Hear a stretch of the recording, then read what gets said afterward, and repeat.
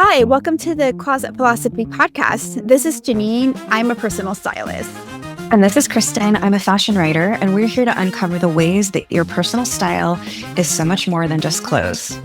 Whether you realize it or not, what you wear touches on science, psychology, culture, politics, and so much more.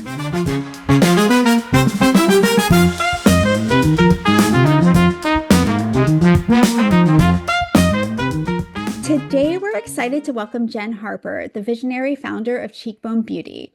Inspired by a powerful dream in 2015, Jenn set out to redefine beauty standards and create a space where Indigenous people feel represented and seen.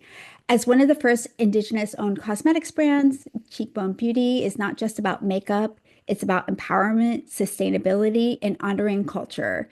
Join us as we dive into Jenn's journey, the impact of representation, and the mission behind her brand. Welcome. Thank you so much for having me. I'm really excited to talk to you, to talk to both of you. We are so excited to have you. We wanted to kick off by asking about that dream that inspired your journey. That sounds so fascinating. Can you tell us about it? Yeah, for sure. I always when I hear it, it is really quite unbelievable. So many people, because I'm Ojibwe, are always like, you had a vision. And I was like, it was really like a middle of the night pop out of bed dream. So I grabbed my laptop and I started writing out what is truly the foundation of our brand today. And it was one, to create a product. So at the time, it was just lip gloss and use a portion of the profits to do something to support my Indigenous community. So from the dream, all I remember: three native little girls, brown skin, rosy little cheeks, and they were like giggling and laughing because they had made such a mess of themselves and they had lip gloss all over them.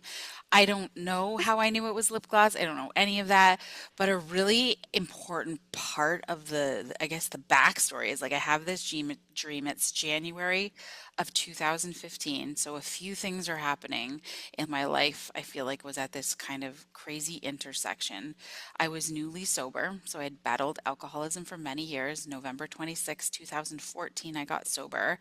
And this year in January, the country of Canada literally released this final report called the Truth and Reconciliation Commission.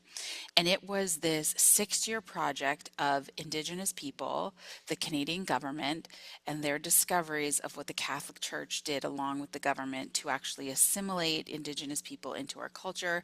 And what they learned was how negatively that system to eradicate our language, cultural practices, impacted our communities in such a really awful way. And I had never heard about that. I had no idea that that's what existed in this country.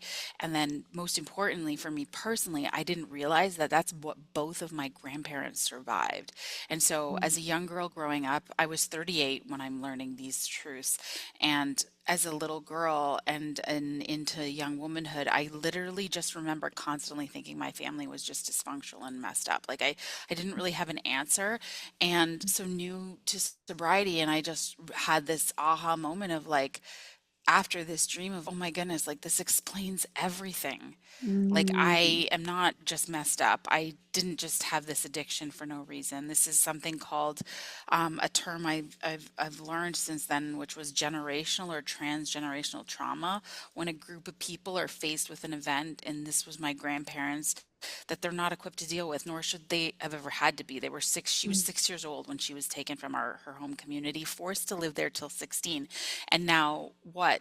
The evidence shows that this just doesn't impact my family. We're talking, this is North American wide.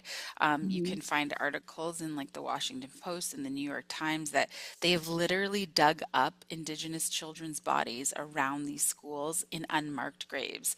And these were the stories that were going on. There's an amazing movie that was just nominated yesterday for an Oscar called Sugarcane that Mhm. honestly goes in depth to what happened to our people and the survivors that are living today. So if you know They say if you know an Indigenous person today in Canada or the United States, they have a family member that survived that system of eradication, which Mhm. essentially we know that terminology is also a genocide, which Mhm. people have just refused to call it that. But essentially, it's, and who, what, like, this is history living it out. Like, it's been since the beginning of time globally, humans discover some beautiful land and oh wait, somebody else lives there. Now I have to, use my dominance, my power, my money in order to take over that space. And that's ultimately what happened to us as a people. But we were living really healthy, fruitful lives in North America pre-colonization, and it wasn't until after that that you see these effects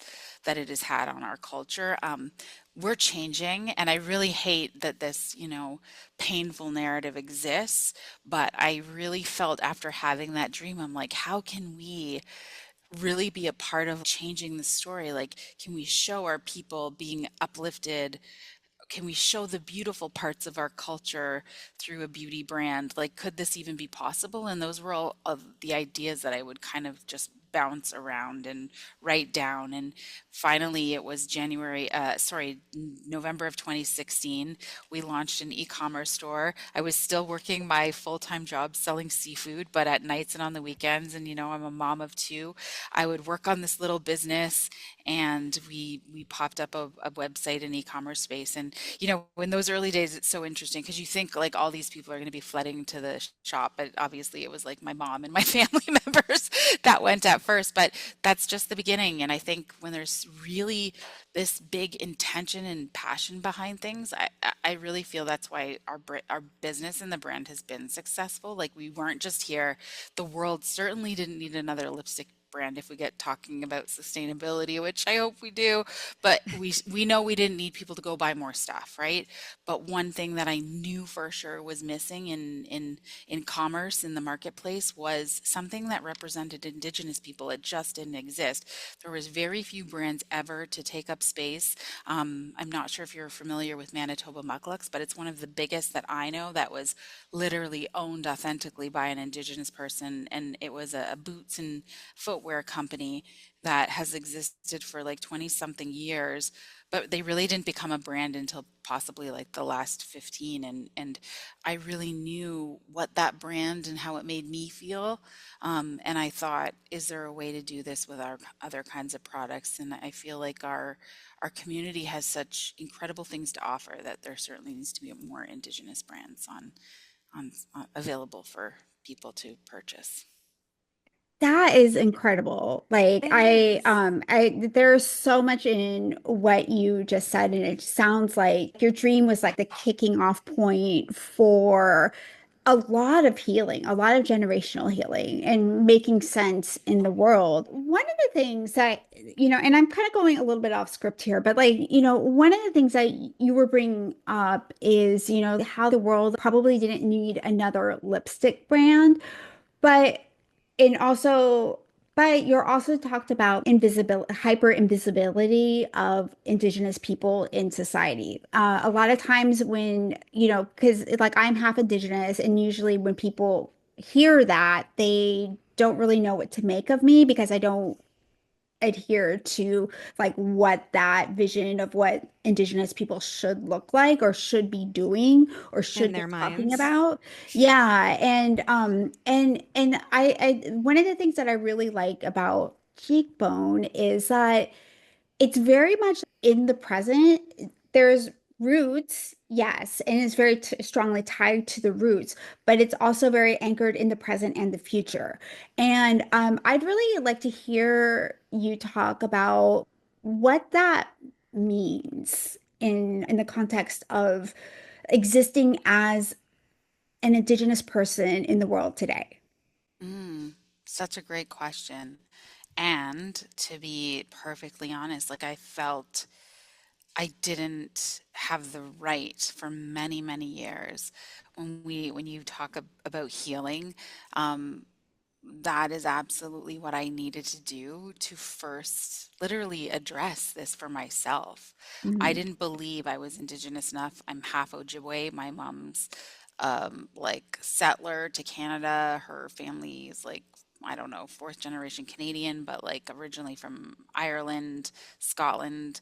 And I just felt like because I wasn't 100% for some reason, that I didn't have the right to take up any space or have the ability to share my sort of struggle about being Indigenous, because despite being half, I was born looking Ojibwe, right? And Mhm. so I've never fit in the white world, if you will. There was always racism that I would experience. I had an incredible mom. My mom, I can't believe she shielded me from it literally, I think, until I was like 19, until I recognized and I would understand then and go back in my mind and be like, oh, that's what they meant. Like I didn't know. She Mhm. did such a good job of protecting me. We grew up in a really white community here, and she would just protect me from, I think, people's comments or what they said, or turn it into like it was funny or a different story or something else. But so I didn't really feel racism until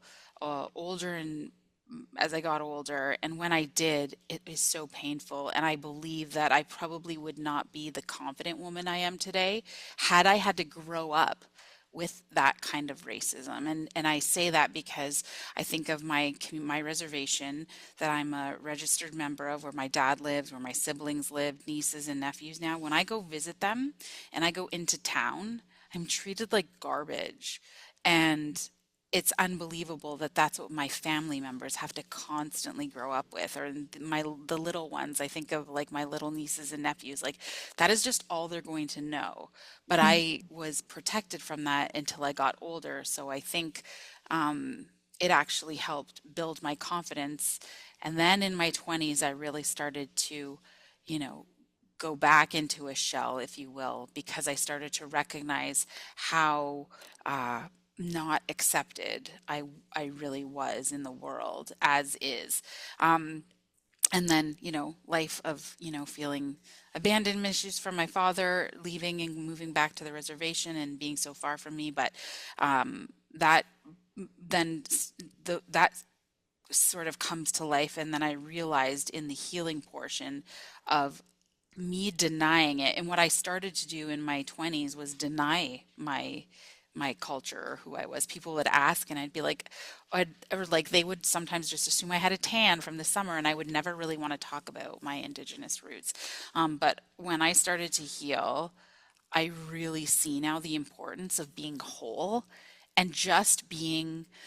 There's a famous quote from Maya Angelou where she just talks about it's just like we are who we are. And I'm literally, it's escaping me right now, but it's like, this is just it. This is who I am, and this is who I'm going to be, and you have to accept me for what I am. And I feel comfortable as this, and I don't have to explain myself any longer to anyone else. I'm Indigenous, and I also am settler origin Irish, right? Like these are, Mhm. and I'm Canadian because this is where I was born. Like these are the things that make up my identity. But many people who do come from mixed race, we really struggle with these identity issues. And it wasn't until honestly years of therapy that I just recognized I'm just me. This is who I am. And the world needs to accept that. And if they don't, then they just don't need to be in my world, right? Mhm. And that's when the confidence through culture that came. And I really think me owning who I was and really owning my Ojibwe heritage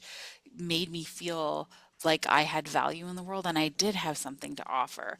And what I really love about coming sort of coming back into the world this way was the people who also had the same struggle. Like you meet so many people that we just never felt like we were enough. So I'm never enough in the white world. When I would go back to the res, I was always just the city girl, right? With the weird accent and what they called an apple Indian, because I'm like Mhm. white on the inside but red on the outside, so to speak. And these are Oh all my just God. like strange terms that people use, but this is how I was perceived. And when I, went my path of getting well and with sobriety, I knew that for me, this was a teardown. I explained this last week on a panel I was on, that I was like, I literally had to tear myself down to like my foundation, to like to the studs, like if you were working on a house, if you will, and rebuild. And that meant owning all the parts of myself that I pretended didn't exist for years, facing pain head on, all of those things. And I wasn't, when you're in addiction, like I was never always the nicest person in my life. Like because you're angry and you have so much to be angry for. But healing is incredible. I highly recommend it for everyone. And then you can be in the world and just be who you are. And you don't have to, like, I feel like now I don't have to explain it ever to anyone, right? Mhm. And then you'll own a business and then it starts all over again where I do.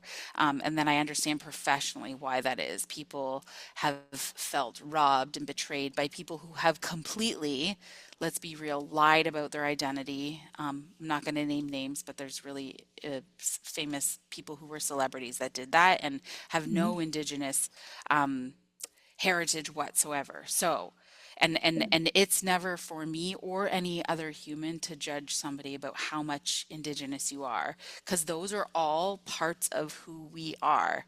No matter how Mhm. much of it is in our blood, Mhm. whether I know it's really common to talk about blood quantum in the US when it comes to our communities, and I guess to get tribal membership. I don't know a ton of details, but blood quantum becomes an issue. And then we also face this issue in Canada because my children aren't, by the government standards, Indigenous, right? They Mhm. can say they're Oh, Indigenous, but they're not registered members of our Yeah. First Nation or our reservation. Yeah. Yeah. Blood quantum, for people who don't know what that is, blood quantum is something that, well, I don't know how it's used in Canada, but in United States, Native people are interact mostly with the Department of the Interior, which is like the Department of the Parks and like wildlife and all of that stuff. And so is to have like a human element that is part of that department is really interesting. But like blood quantum is what is the percentage of blood that you are indigenous, and you actually have to prove that by with DNA tests. Like I know that when I was tribally enrolled, I had to take a DNA test to prove that I'm 33% indigenous. And so like having that is like, and that's we are the only humans that are we're the only humans who are identified in that way.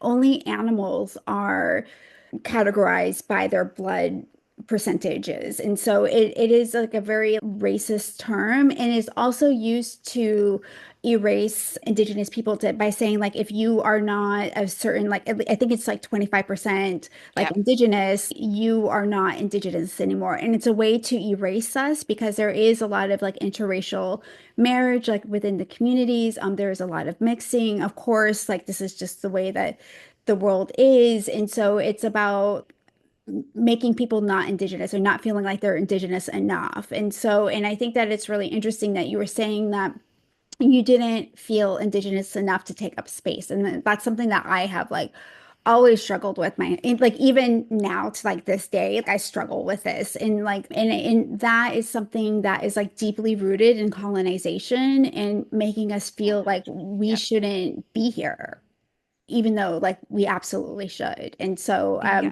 I think it's really inspiring to see like your story and how you've come to grips with that as well. And so and like how to kind of have like a reckoning with like your identity and your journey to like being more in touch with your culture. And that's also something that I think is like really interesting about your journey is you were talking about getting more in touch with other Indigenous owned businesses. And like, how has that helped you with your journey in feeling more like you should be here?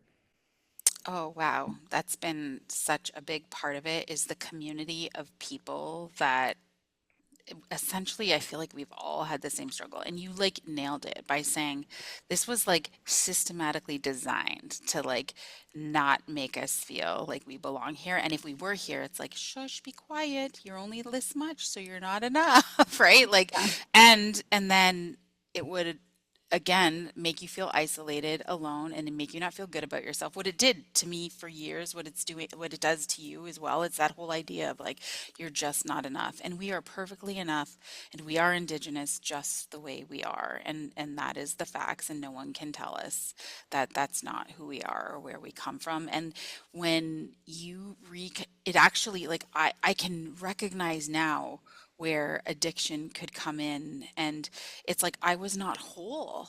Like with Hmm. me not embracing who I was and where I came from, I there's parts of me missing, and of course I'm not going to be whole or healthy. And the moment that it all changed, that's when I definitely became whole, and this is such a big part of it. And learning about all of the things from my community now, not from a textbook, right? Like, because in school we're taught they're just scratching the surface of what our culture is truly about. And the deeper I've dove and spent time with my family and community and other Indigenous business owners and Indigenous people in government positions and Indigenous people in every industry, you recognize that all of our cultures are just layered with so much beauty and so much knowledge. Like there's so much incredible information that comes from the past that our people have done for generations that we have, and it's something to be absolutely proud of versus feeling ashamed is what the sort of the system had designed us to feel that way. But it's such a beautiful time to be alive, because seeing this new version of how Indigenous people are operating in the world is so beautiful. Like it just didn't exist when I was younger. And so you get to see us in all spaces, in all industries, in all places. And we're still not this massive group of people. We're only 5% of the global population, depending on where you live. So there's not a ton of us. And when you do get and meet and create connections, it's really inspiring. I know in the early days, I connected with a ton of Indigenous women in business groups, and we probably wouldn't be where we are without their support or their connections. And the truth is, they have just been here by my side as fellow founders, as someone to lean on. And there is traumas or that come from our communities, and so there is sometimes negative experiences that happen. I'm not going to be like Pollyanna and pretend it's all fluffy and beautiful. But the one thing about community is like it's not about people ganging up on each other if something's gone awry. It's just about recognizing you're like, we sit and it's like hurt people, and someone's still hurting, right? And just Hmm. recognizing that and understanding.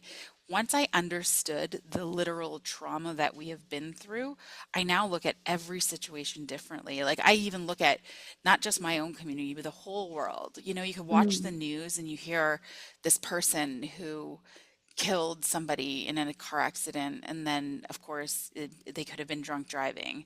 And not only is there enormous pain for the loss of life of a victim, but I now in my head, because of understanding trauma, it's like, wow, what happened to this person that they would get behind the wheel and put Hmm. themselves in this situation, because now that they have to live with this for the rest of their life, and that's a whole new kind of trauma and pain. And I think it's just helped me live differently and be a different person when you recognize that we're all in some form of pain and dealing with some form of trauma, no matter what community we do come from. Yeah.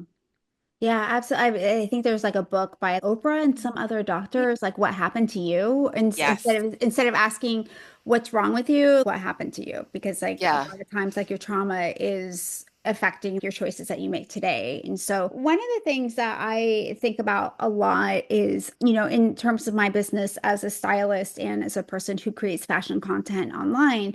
I think a lot about the story my auntie told me about my ancestors or our ancestors, who she's a basket weaver, and she was talking about how the our ancestors would gather the raffia that was the packing material that was left by the colonizers on the beaches. So when the colonizers came, they just unpacked their stuff and left the raffia and littered the beaches. And so our ancestors would come and gather the raffia and like, oh, we can make baskets with this. And so they would make baskets with sweetgrass and raffia and really make these beautiful things out of what was discarded. And I think about that quite often often, like as I am a stylist and how I like to work with secondhand clothes, things that are already existed, things that are quite literally clogging the beaches in places like Ghana.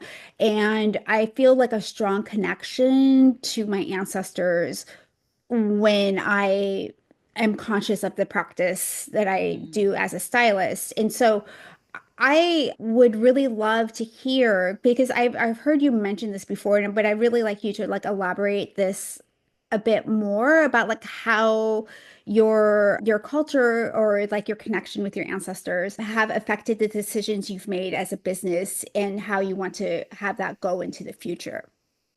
Yeah. So when I started to dive into why my community, or in particular, like my family and my dad, he just did things, and I didn't know much about them when I was younger. Like we would have a family dinner or some kind of feast with the community, and then I'd be out in the woods with him, and we're like digging and we're putting things back in the ground, and like you just don't know why these things are happening when you're a youth sometimes. And I remember just always being afraid to ask questions, but just watching everything that he was doing. And then he would share certain pieces of materials with me, like rocks and wood, and explain what they did and what they did for our people in the past and and so as I got older and as I started working on this business, I would then do all of this research and learning more and started reading more literature written by Indigenous people. Because the one thing I did learn is a lot of our traditions and teaching are passed down orally. So fortunately, now people are finally writing books on our culture and traditions, but that didn't happen in the past. And so there wasn't a ton of information. And so many of us have just these traditional family stories, if you will. But a lot of the teachings, people know them very well. There's a brand even called Seven Generations, I believe, and they do admit that that comes from the Iroquois nation, and it was this whole idea Oh, of what we do today, how not only will it impact the next generation, but it impacts the next seven generations. And that isn't a teaching that my Anishinaabe people speak about and many other indigenous cultures and groups speak about, because it's so important to think not just the next. It's about all of the generations coming after, right? And so we think about that as a business, and that's why we literally take so much time when we think about the products that we're making now. One of the things that became a true standout for me was understanding that like the raw materials in a product, meaning like the lipstick bullet itself. So we all know, oh, people just right away the assumption with sustainability is always surrounding the packaging. And yes, we have to have a solution for packaging. We need to come up with better solutions for all of those things. And for us at Cheekbone, it was refillable lipsticks we work on. We work on refillable palettes. We work on making things come in packaging that's going to disappear, like our wood pencil packaging. It's biodegradable, it's wood. And then when we choose to use any plastic, it's called PCR, which is post consumer resin. So this plastic is on its second or third life. And then we work with an organization called the Pack Collective that collects beauty packaging on purpose because it's small. If we were to put that in any of our bins, and usually our regions or areas where we dispose of our recycling materials, if it's too small, it's actually going to just end up in the landfill. And so that's why we worked with the Pack Collective to make sure that our customers know, please put this in this box at this store versus this, so that we know it's going somewhere where it's going to have another life. And so the more research we did on that, it was really clear too that there's so much, I think, disillusion when it comes to packaging. We all assume immediately paper and wood is the best solution.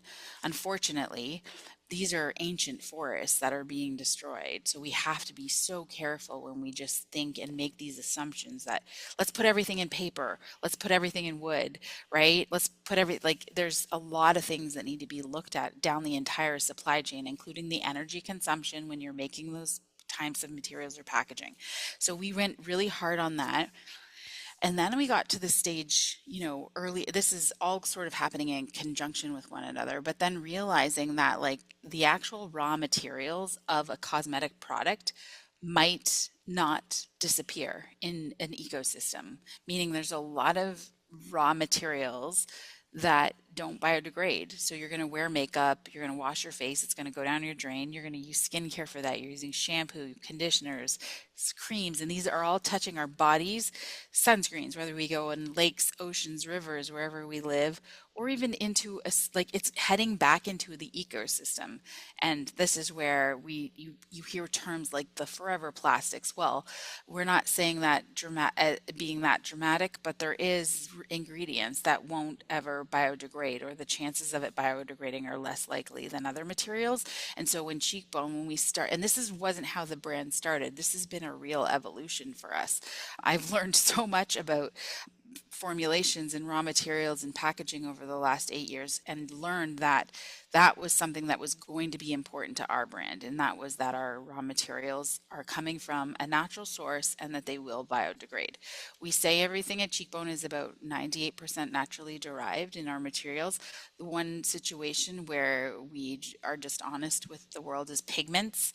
A lot of them are made in a lab, and that is the 2% where we have this sort of waiver for. So if you're looking at a lipstick, there is pigment in some of them, and you can't natural pigments, they're doing such a much better job now at trying to make more pigments out of natural sources. So we definitely are always working on being more innovative and using different raw materials there. But we also chose to be a vegan brand, which is very interesting because we're Indigenous, and I do feel a certain way about a sustainable harvest of an animal, or a sustainable harvest, especially with as much as information as I now know about our Inuit people here in the north in Canada. Like, they cannot survive without seal.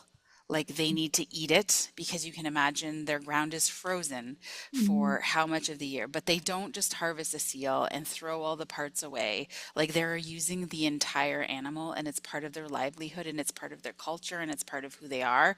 And so, as much as I personally am not a vegan, or I guess what an activist for veganism, I understand that there's sustainable ways to have animal products, but just as a business, Cheekbone Beauty chose to be vegan because, quite honestly, it's what our community asked for when we were out and developing these new formulations and products. We said to people, like, what do you really want in it? And vegan products were number one on the list. Now, here's where I think people aren't as super educated on veganism and cruelty free. I think people get those two categories extremely confused, but they're two different things. And being a vegan brand doesn't necessarily mean you're a cruelty free brand. And so Mm. we're both because this Hmm. is the demands of the audience. However, I think that's, to be honest, when I think of how people answered the surveys we've put out and asked the questions, I just think there's a lot of confusion there. But people don't also want to harm animals, and they have a valid reason for that. We see mass farming and what it does. Like, that is a horrible way to farm an animal. If we've ever seen or watched anything, that experience is haunting. And I can completely understand how veganism is also, there's pathways of it that truly are better and more sustainable for the planet. And so there's so much to unpack, right? And I just always want to be clear, because there's a bill happening in Canada, and that's like, what do they call it in the US? Like a policy going through the government, A bill. right? We call it the same thing. You call it the same thing. Yeah. Um, Yeah. where it's to protect animals, but it's also not protecting like the Inuit community, right? So Oh, I was like, who made this? Like, why didn't they bring the Inuit people to the table when this bill was being developed? But anyway, yeah. that's why I'm always just so clear about, like, let's be very careful, because we don't know, like, your intentions are well and good. Obviously, they're trying to protect animals, but it's also then going to negatively impact the Inuit community. Mhm. Yeah. Yeah. I would love to hear more about your products. And Janine was actually telling me that some of the names and colors of your cosmetics have connections to Indigenous languages and meanings. And I would love to hear more about that. Yeah, for sure. So once we sort of got all the figurings out of, like, okay, we're going to tell the world we want to be this new sustainable vegan clean brand, what what's going to happen in the next phase is like when you get to like develop the formulas, and then we were like, what do you name everything, right? Because you can see brands have obviously a lot of fun when it comes to naming conventions. And the lipstick was the first product, the Sustain Bullet lipstick was the first product that I literally was like, because I didn't know how to make a lipstick or gloss or any of this before this, but that was the first product where I literally hand sourced the supply chain. So this all started because one of our early day partners that was making our lipsticks couldn't tell me where the mica came from, and they wouldn't answer my question on other ingredients as well as the packaging. So, Mm. which then I learned, to be fair, that's how most brands launch a beauty product. They're like, here's my supplier, they're sending me this stuff, and you don't know anything about where anything is happening or coming from. And so I was like, I can't operate like this, like in good conscience. I'm like, I need to figure out how to make a whole new lipstick, and I needed to be able to tell my customer that your shea butter is coming from this place in the world. And it really relates to, like, I guess the backstory of my past career, even being in seafood. I remember talking to my customers and they wanted wild caught halibut, and I would be like, well, this is the fisherman, this is the boat that it was on, and we know that this was done sustainably. And like, so I always had this idea of sustainability being so important to me. So we started the lipstick, and then we finally got to development, and I was like, okay, now I can tell everybody exactly where everything is coming from. I literally hand sourced the supply chain, and then also to make it ethical, because one thing that happens in beauty is we've heard mica is mined by children in some parts of the world. So then you need, and right now what we have for each of our products at Cheekbone Beauty, it is a complete dossier of ingredients and product. So that goes down to the packaging supply chain and the raw material supply chain.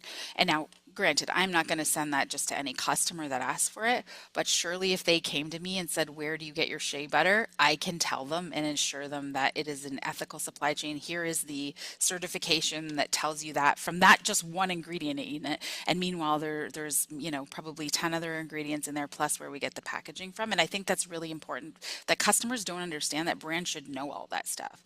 Like Mm. in the future, I'm like, I don't buy from anyone until I know that they know where their items have come from in the world, just to make sure. Because what I've learned is that if I'm buying something that's $7 at the drugstore, I can certainly guarantee to you that there is a human being on this planet being impacted in a negative way by that product. And we can't kid ourselves anymore. Like, that's the facts. And so when we made this first collection, I was adamant about honoring my grandmother, because when she went to that residential school, they would literally beat her for speaking her Anishinaabe her language. Oh And God. that happened for 10 years of her life. But when she left residential school, she came back to our community, and she had her children, and she made sure my entire family speaks our Anishinaabe language, to the and that's something I'm just so proud of, because I hold on to like this powerful little indigenous woman who was just like,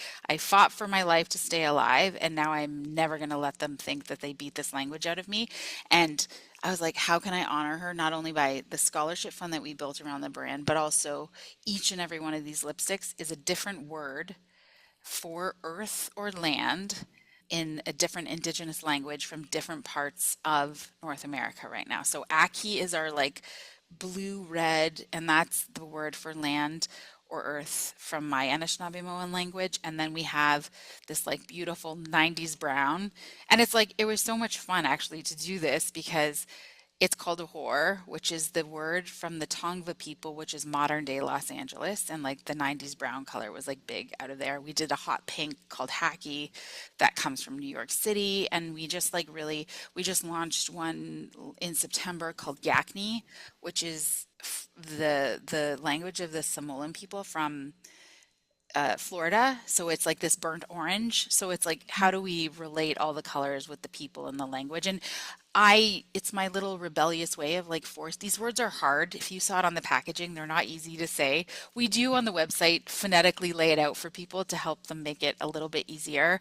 But it's like, yeah, force, like this is our people were here long before anybody else. And now like Yeah. just learn the language for the word land. Yeah. Yeah. So, okay. So I don't know if I'm allowed to say this or not, but a little bird told me that you guys have a little collaboration going on. Are we allowed to talk about this or not? Totally. Yeah. I Okay. mean, nothing's ready The yet, but color. I love giving people FOMO. I love giving people Yeah. FOMO. So, Yeah, can we I want to hear about it. I didn't ask you in yeah. advance, Janine, if I was allowed to bring that up. I forgot. Oh, yeah. Oh, yeah. Are you okay with it? Because I'm It's up happy to to you talk guys. about We it. can Yeah. always. Yeah. And this was so like serendipitous in the fact that we met this other creator on TikTok. We made a lipstick with Michaela, and she just is an incredible human and literally did this with us because she loves our brand. She's always sort of talked about it, but I didn't know that Michaela existed or was talking about Cheekbone Beauty. Turns out she has an autoimmune disease, which she struggled with. She always talks about trying to find products that are okay for her. And while this is all happening, Oh. like for the last few years, I've received an enormous amount of like messages, emails, handwritten cards from some people that haven't been able to wear color makeup in like 10, 20 years, but have found our brand. And because of the formulations, they're not impacting their issues with their skin or any other autoimmune related disease, and they're able to wear our products, which I just found to be so fascinating because the products were made really gentle because I have skin issues. I don't have an autoimmune disease, but I have really sensitive eyes in particular, and mascara and eyeliner and eye makeup, period, shadows, all those things were always I'd be having to scratch it off or like I'd wash it off within as fast as I could. So Michaela found it and talked about our brand, and then we just were on a conversation with her, and she had a favorite lip liner that in this shade, and we were watching her make this content, and somebody from our team reached out to her and said, hey, do you want to make a lipstick with us? We could do it in that color with our ingredients. And she was like, sure. And so we did that, and it ended up being super successful, and her community fell in love with it and people from our community. And then Janine did this post about red lipstick and its meaning and Oh, its yes. power, and that went viral. And so clearly Yes. we're like watching this, and somebody tagged us in there.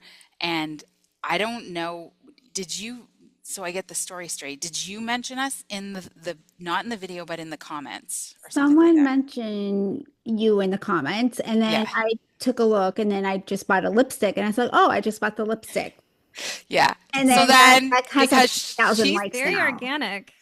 And she says that, and that we sold literally every out of every red possible shade we had is like Wow.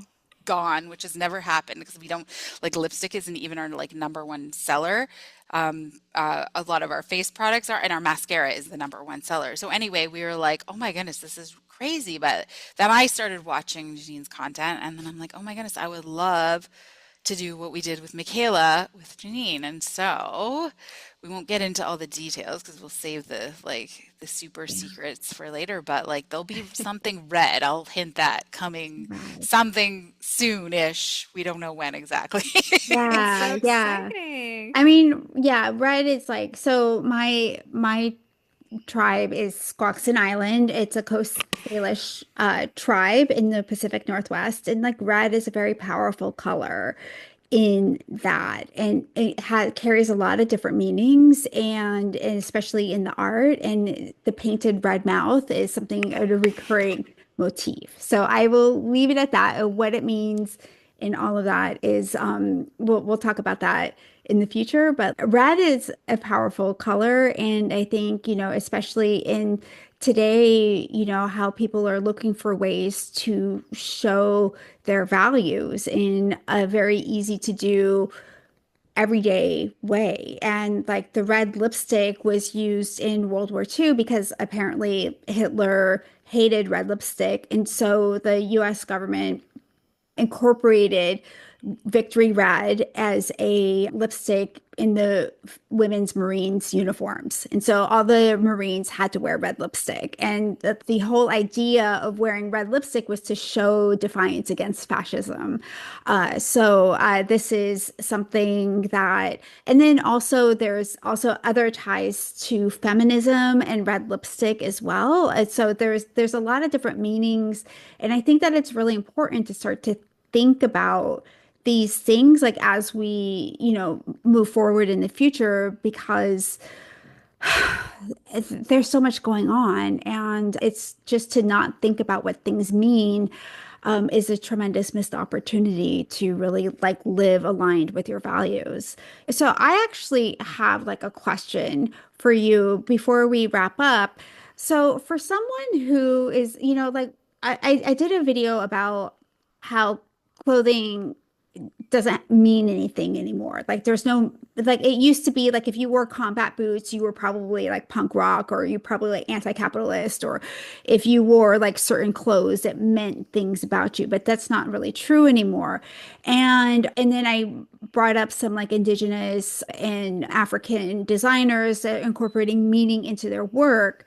And then somebody said, "Well, I'm white, like what can I do to incorporate meaning into my life?" And so like I have some answers, but I would also like to ask you to people who may or may not be indigenous or may just want to have that strong connection and that feeling in their life's work, like what advice would you give to those people to incorporate more meaning into their lives? Oh my goodness, there's probably like so much to say around this. But I think starting small, like with anything, is really important, right? We don't have to like reinvent anything, but think about the things that matter to you the most. And then you just start to make, I always say, when I built Cheekbone, I know I always had a personal strong set of values and principles, but I really wanted those incorporated in the brand. So, like, literally write down what your values and principles are, the things that matter to you most. And that ultimately will help you have your own personal guide to like where meaning comes from and how to add it. And you're right, like we get so many questions. I know especially my indigenous fashion designer friends in the community about like, I'm not indigenous, can I wear your clothing? And the answer is always 100% yes. We all can buy art, and we know designers literally are making art, and we can buy even like streetwear. Like not I don't like to, much like you, I don't buy a lot of new stuff, and I only do when it is really important or matters and adds meaning to my life. And I have a brand, a friend that started an indigenous brand of streetwear, and I support her by, I bought one tracksuit and I wear it all the time. Or I have this one and a pink one. Sorry, I have two. One, I got one 2 years ago was the pink one, and then this year is the red one. But I wear them very, very often. You'll see in the content, I was like, this is my comfy like work uniform. I'm not changing. But for me, it adds meaning because I know not only am I supporting her, the brand's called Anine, which means hello in my language, right? And so it matters to me. And she developed this and built this, and I love her theories as well. Is like, no, this is for everyone. This is saying hello to everyone. This is just coming to you in a language. And then as a beauty brand, it's really interesting because, and I used to get so frustrated with this, but now I'm like super calm and zen about it. But people would be like, oh, is this brand just for Indigenous people? And I'm like, in a million years, no one would go to like a French brand or like Mhm. Lancome and say, is this just for French people? They wouldn't do that. So let's stop doing that to black and brown brands or any brand of any other culture. You wouldn't go to IKEA and just say, is this for Swedish people only, right?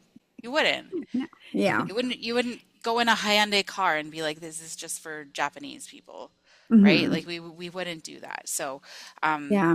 yeah, people are You sh building brands based on culture. They're a designer based on their culture, but they want you to support and wear it. And when you do, I think the meaning, like I remember having a friend that I went to high school with. I was at an event in the early years of building Cheekbone, and she was just like, she's not indigenous, she's a white girl. And she was like, I just feel so good that when I'm wearing your lip gloss now, like it just makes me feel good about what I'm doing, right? And that Mhm. is where you find meaning when you find brands that align with your values. And we're not Totally. like pushing, purchasing you because you can find brands in thrift stores as well. So I think it's just so important to do things and find things that align with your values. because Yeah. I will say it before we do end. Like, I know that the true meaning of sustainability is buying less and using less. And I just really want that to be super clear. That's like a weight that sits on me as a business owner in this capitalist, Mhm. commercialist world, Yeah. right? But I was like, from the beginning of starting this, I was like, but I knew products could be better, right? And I They really can. had to make these ones to show them that, yeah. Yeah, Yeah. 100%, 100%. Well, I mean, I feel like I could ask you so many more questions, I but know. Me yeah, too. but It goes on and but we on. do have to end. But thank you so much for joining us today. And it's such an inspiration to hear from you, and on so many different levels. So thank you for joining us. Thank Yeah, you so thank you much for so having much. me. Oh, it was such a special conversation. And of course, could talk to both of you forever as well. And can't wait for what we're working on in the background. Yeah, I can't yeah. wait Well, either. So yeah, me excited. too. Exciting. Well, Yeah. thank you.